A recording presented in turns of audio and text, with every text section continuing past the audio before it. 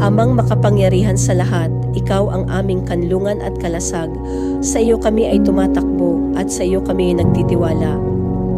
Sa bawat araw na kami bumabangon, hindi namin alam ang haharapin. Kaya't kami lumalapit sa iyo ngayon, humihingi ng iyong banal na proteksyon. Panginoon, balutin mo po kami ng iyong mga pakpak, tulad ng nasusulat sa awit 71, ikaw ang aming kanlungan, ang aming kuta sa gitna ng unos.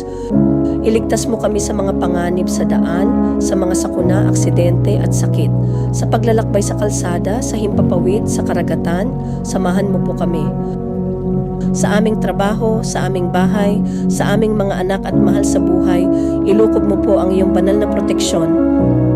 Ikaw ang Diyos na hindi natutulog, na laging nagbabantay sa amin. Kahit kami hindi nakakakita sa panganib, nakikita mo po ito at pinipigilan. Kaya't sa bawat hakbang na aming tinatahak, sa bawat sulok na aming pinupuntahan, hinihiling namin, O Diyos, samahan mo kami, ipaglaban mo kami, iligtas mo kami. Punuin mo ang aming puso ng kapayapaan, na anuman ang aming harapin, alam naming hindi kami nag-iisa, kasama ka namin Diyos ng kalangitan at lupa. Salamat po Ama sa inyong proteksyon kami kampante, sa iyong pag-ibig kami ligtas, sa pangalan ni Jesus, Amen. Nawa ay kumatok sa inyong mga puso ang panalangin natin sa araw na ito. Kung nais ninyo po ang ganitong uri ng panalangin, please consider following and subscribing to our channel.